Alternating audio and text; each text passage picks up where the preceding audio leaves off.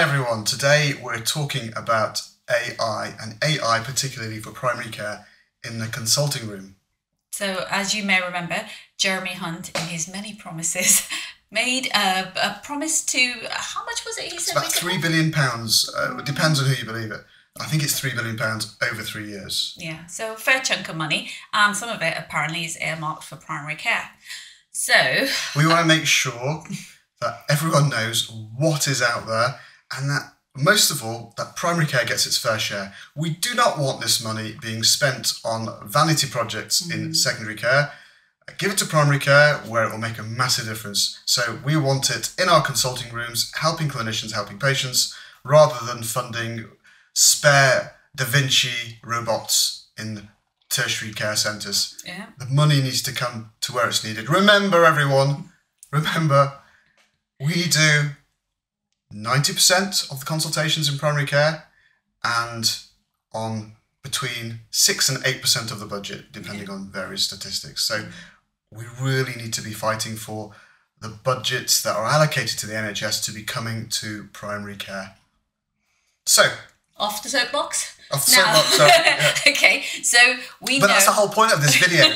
The money isn't going to come to primary care unless we know what we're missing and we are clamouring to our ICBs and our politicians and everyone else. So this video is also for the policymakers as well. For God's sake, let's spend a bit of money in primary care and make a real difference to the clinicians and the patients, because we in primary care know how to spend every single penny rather than how the hospitals operate in a deficit, spending someone else's money. More bangs for your bucks in primary care. Get that money to primary care now. Yes. And I mean, here's there's a case in point. Do you remember Accurix? I know we were using it way before everybody else did, but that was a way in which using tech in primary care revolutionized things for us, and I think a lot of us recognize that. So there is lots of AI-enabled tech out there. Some of it is, Bobbins. Actually, Bobbins, I think was the term when I was a kid. Some of it actually is pretty amazing, and it makes a difference. So don't get scared about, AI is going to take over the world and we'll end up, was it green mush? So AI is actually very, very useful. It's here to help us, proper AI. So a lot of people don't know what they're talking about. They're talking through whatever orifice. They do not know what AI is. Real AI is out there and it's not a threat to our jobs. It's not a threat to patient safety, as long as we are in charge of it and we implement it simply and safely. And we're not just talking about academic stuff. All of this stuff, we've tried it out. We've had other clinicians at our practice try it out. And now we're coming to talk to you about it. Because actually, some of this stuff, it's made a massive difference. So let's get back to the glory days of primary care IT. There was a time where we actually had control of some of the budget and we had some say in what was procured. 2004 contract changed all of that. The government took over and we had no say, and therefore procurement turned into rubbish, and we allowed monopolies or duopolies to develop in primary care. So the more providers out there, the better. The more technology that we're allowed to implement into primary care, the better. Yeah. So let's stop waffling off. Yes, off the soapbox again, yeah, dear. Okay. And let's talk about what we've been testing for the past 3 or 4 months, which is, to us, knocked our socks off. Yeah. Just like Accurix, simple texting. Why did we have to wait until 2018 to start being able to text our patients? Anyway, so this is really good tech. We're going to be putting 3 AI technologies that write our notes for us head to head today. Yes. Go on. I was going to say, just imagine in the good old days, you sat and talked to a patient and somebody diligently wrote everything you did, put it in the correct headings, and at the end of the consultation, you turned around and you had a perfectly accurate set of notes without having to lift a finger. Magic? It's not magic anymore. I tell you what, it is a game changer. Yeah. So let's get on. We've tested 3 here. The 3 prominent ones which are out there and are all safety approved on the NHS. So we're going to be testing Nabla, Copilot, Heidi, and Osler by Tortoise. So let's get on with it. some issues with trying to use real patient consultations when we're trying to test out this technology. So we used a recorded consultation from Matt Smith. Matt Smith, Penine Training Group. Matt Smith, if you go to @Matt and Hazel Smith on YouTube, you'll find their excellent channel. There's 140 plus videos, which are a hugely useful learning resource for both trainers and registrars. Yeah. So we just took a standard random consultation from there and used it as the standard for all 3 AI tools. We did it head to head, and we're going to talk to you about what we found. Here we go.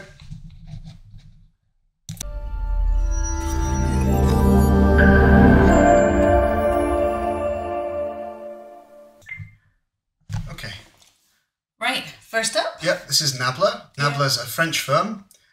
It's one of the older ones. I think it's been going for at least 5 years now. Yeah. Got lots of seed money, and it's been used by clinicians across the world.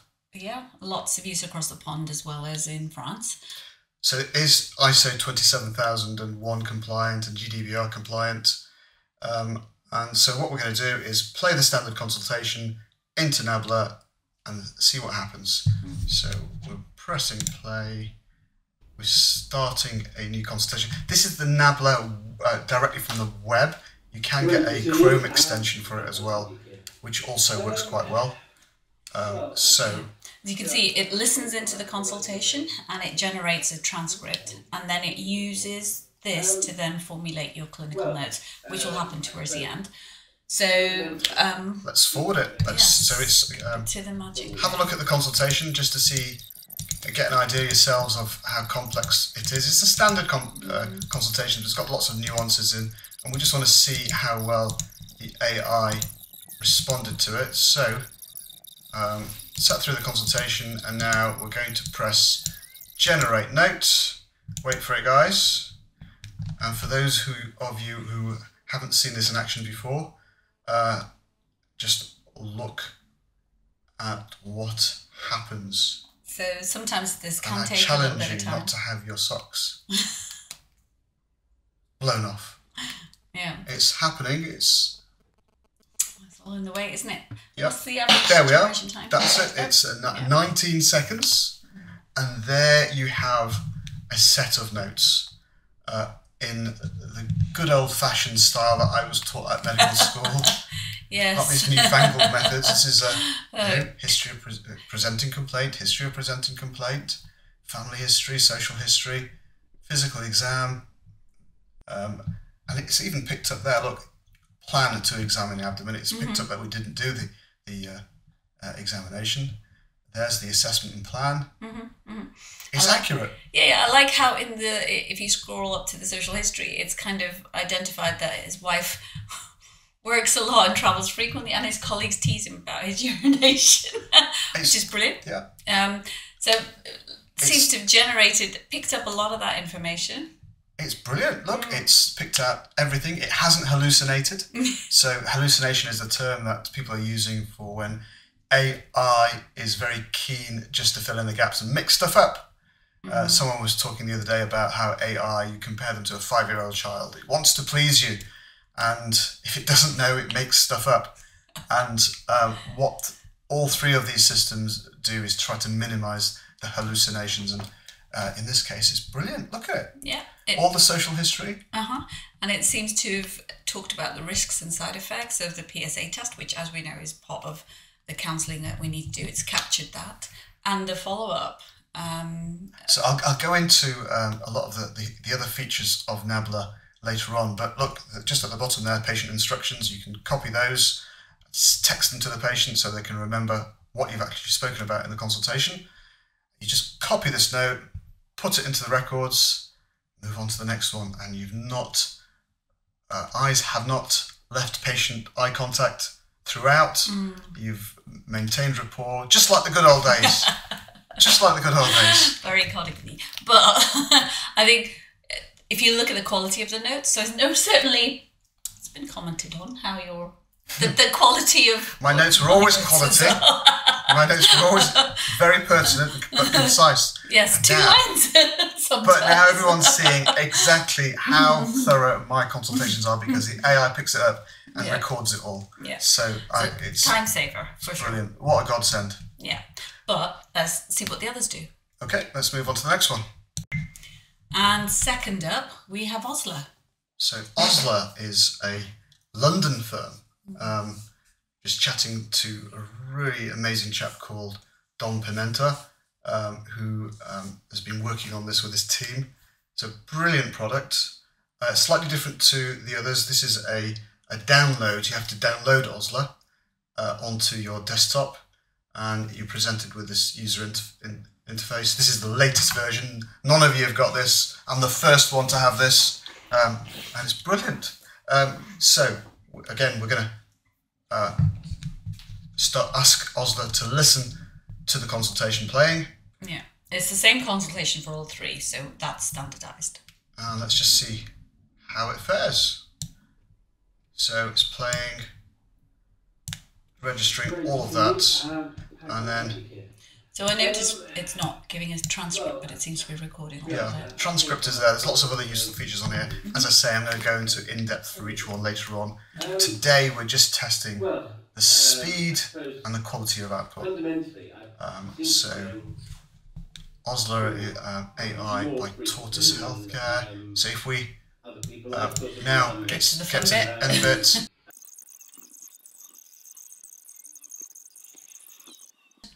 It asks me if I want a dictation.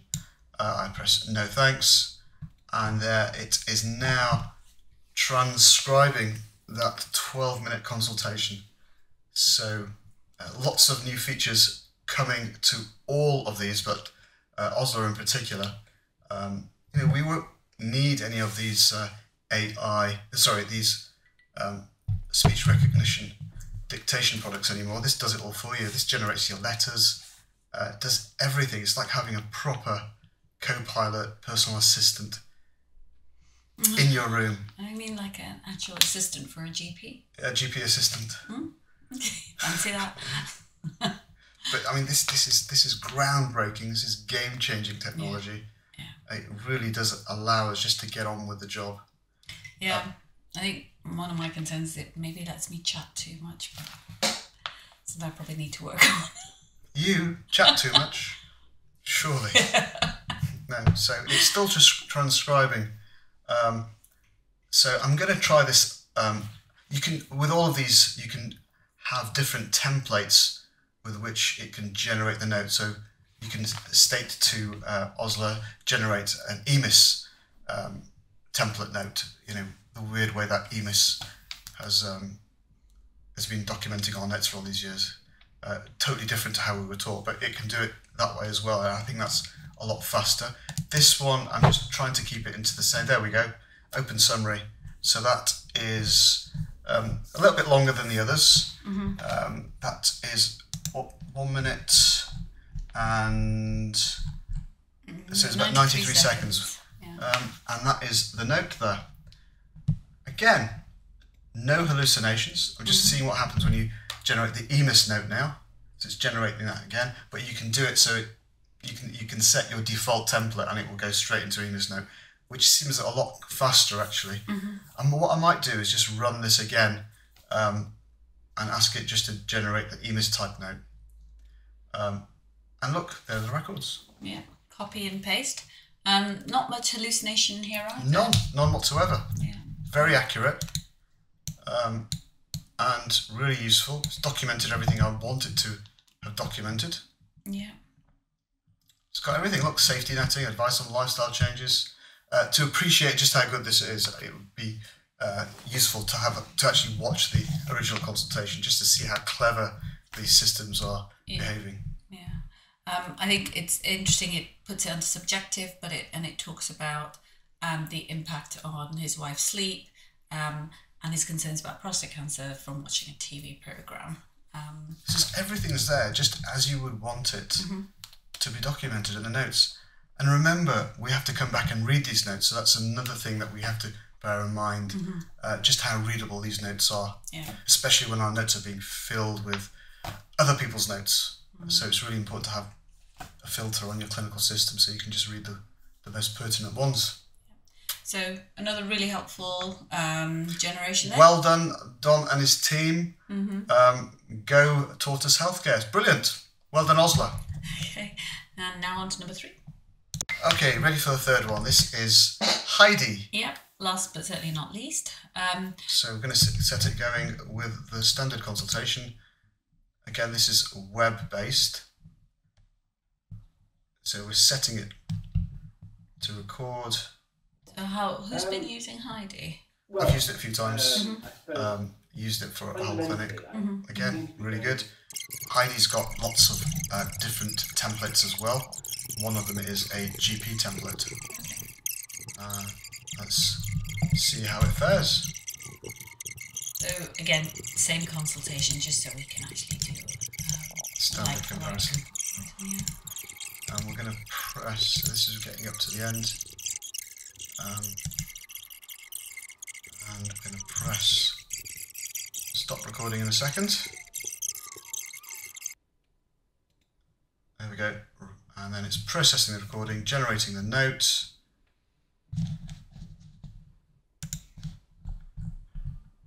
And there you have it. Oh, that was, I think, a little bit quicker than the others. Yeah, absolutely. I'll give you all the timings and the stats right at the very end, but that did it in 21 seconds, which is comparison to Nabla, comparable to Nabla. Look at that. Isn't it amazing? Like I said, when you first see these, it's like magic. And it's still, look, wife.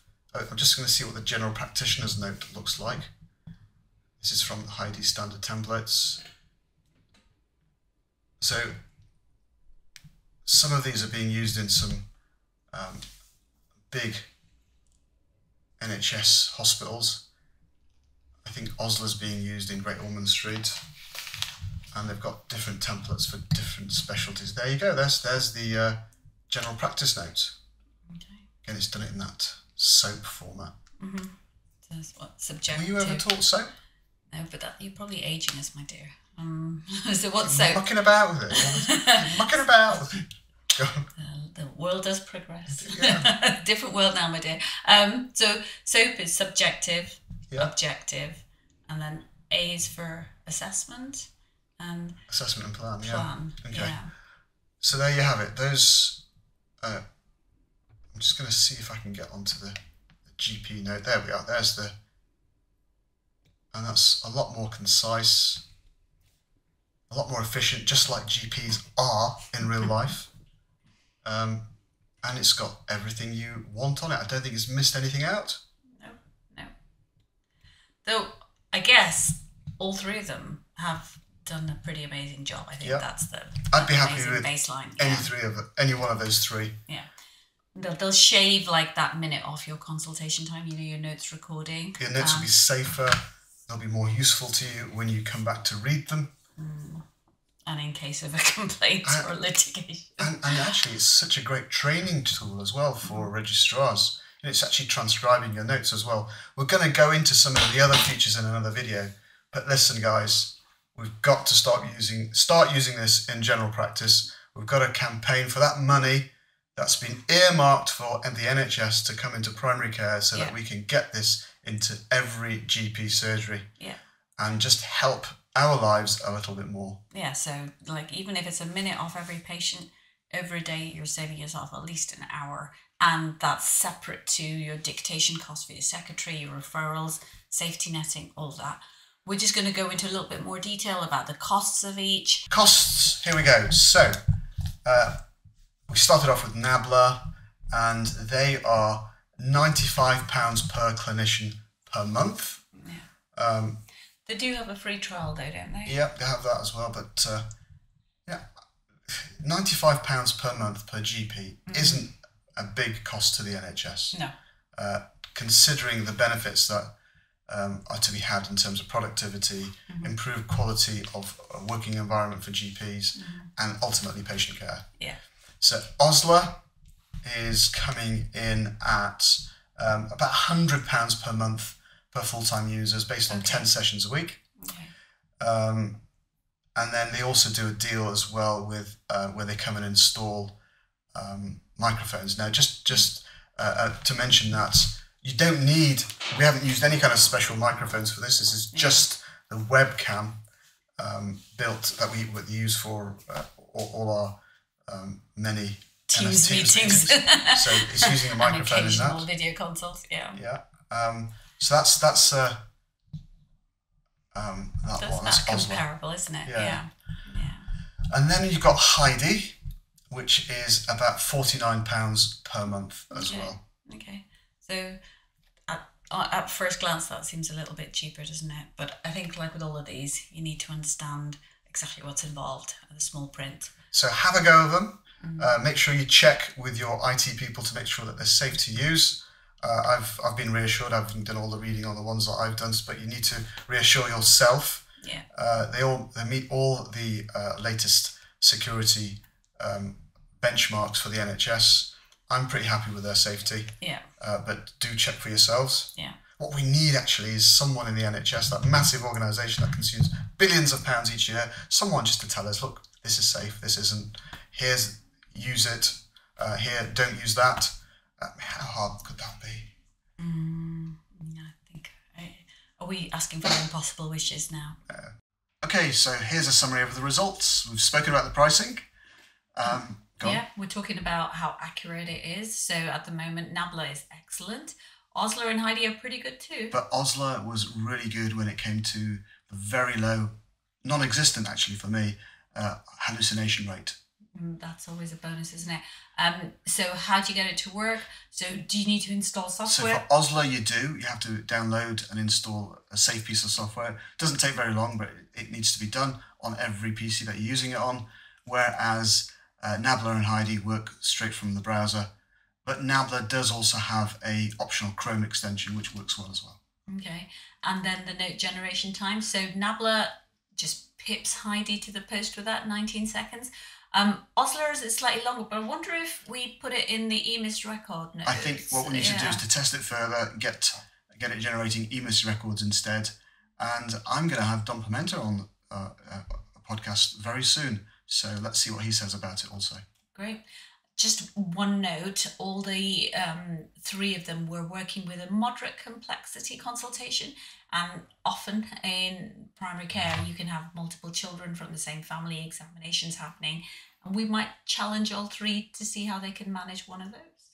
Excellent. Lots of good videos to come.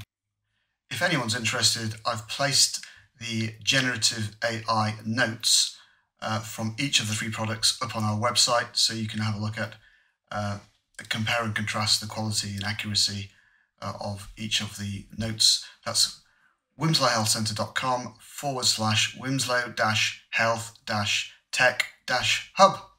So there you have it. Hopefully there'll be more videos. Try to get the cutting edge tech that we're using in our everyday lives into our consulting room safely. Here's to the next one. See you there. Okay, bye.